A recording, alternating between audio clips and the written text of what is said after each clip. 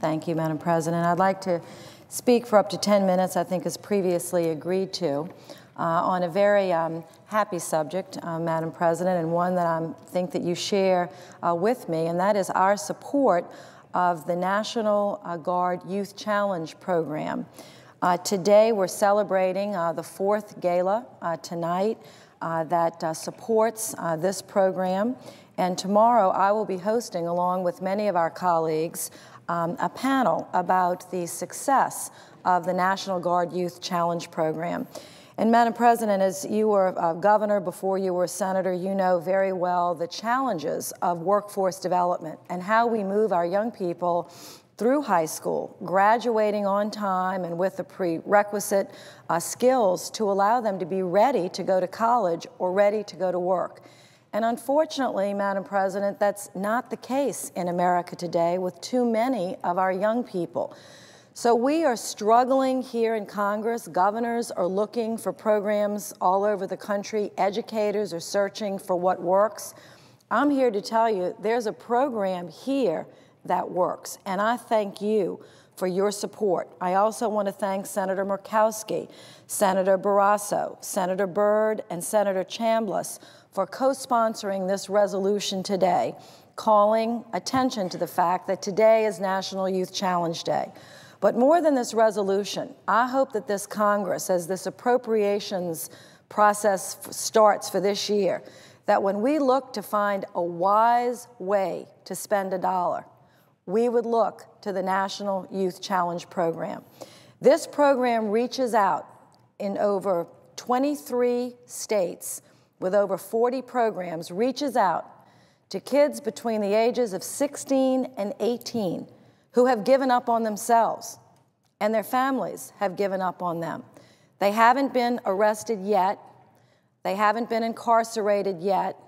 They haven't gotten into trouble with drugs yet, but they are on the road in that dangerous direction.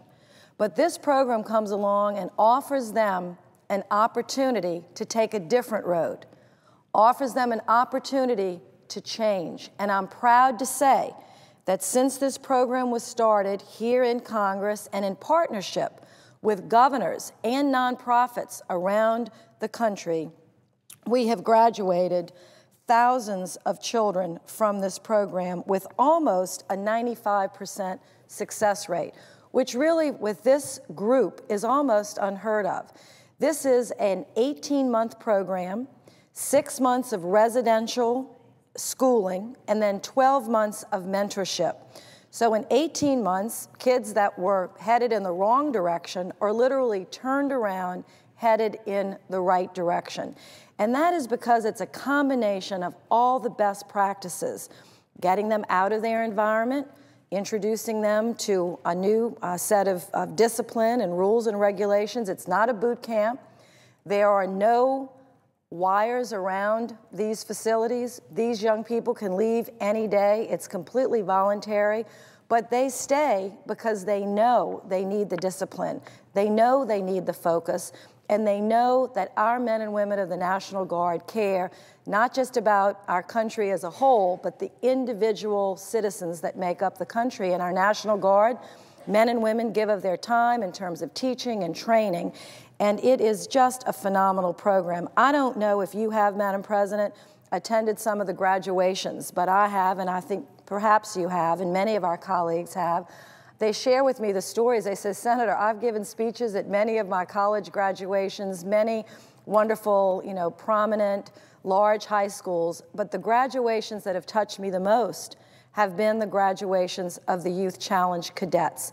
Sometimes a program will graduate 100 cadets, sometimes smaller programs will graduate 50, but there are always lots of tears of joy in those auditoriums around the country when these cadets graduate. I'll never, ever forget standing in Alexandria, well, actually Camp Beauregard, right outside of Alexandria, central Louisiana city. And I had given my speech. I thought it was pretty good. But, it wasn't spectacular. It was very good. But I heard a grown man actually behind me just sobbing. And I thought to myself, I hope I haven't said anything inappropriate in my remarks. And he came up to me and with these huge arms just hugged me from the back and said, "Senator, I've never known my government to do anything really good for me." Now, I don't know if I agree with that, but he said, "But today you've given me my son back." And I've never forgotten that as long as I live. And that's what this program means to parents.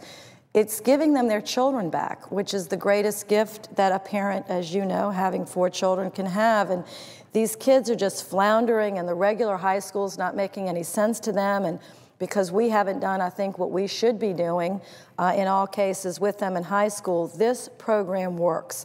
So not only does it work for the individual, but, Madam President, it works for our economy. And I'd like to just read into the record just a few of the statistics about what it means to our country when we save one person from dropping out of college. And these are the statistics. 1 in every 3 teen mothers is a dropout from high school. 1 in 4 babies is born to a high school dropout. The National Guard program has graduated more than 92,850 former high school dropouts, with 99% of them going on to either pursue higher education, a career in the military, employment, according to a recent audit.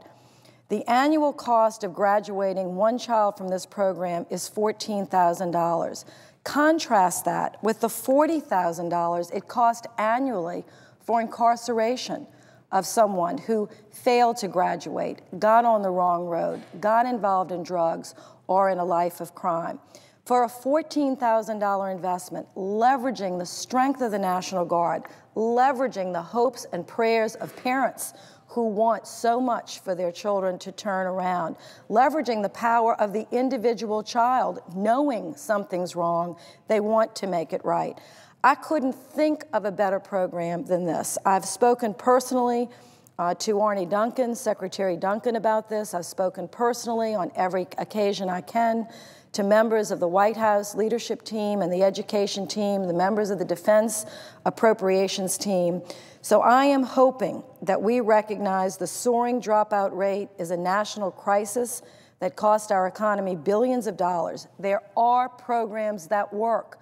Not every program that government invents or frames fails.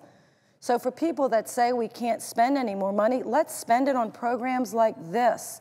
Let's move it from some programs that aren't working as well and move the money to programs like this and leverage the investments that our country is making, whether it's through the National Guard or through other programs.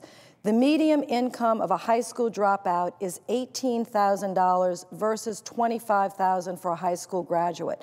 Over a lifetime, that amounts to literally millions of dollars in lost employment opportunities.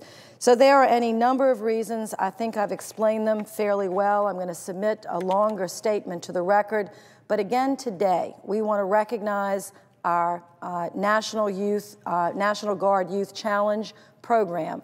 We want to thank the National Guard. Not only are they on the front lines in Iraq and Afghanistan and everywhere around the world, but they're on the front lines right here, helping us educate future military members, future executives, future workforce leaders.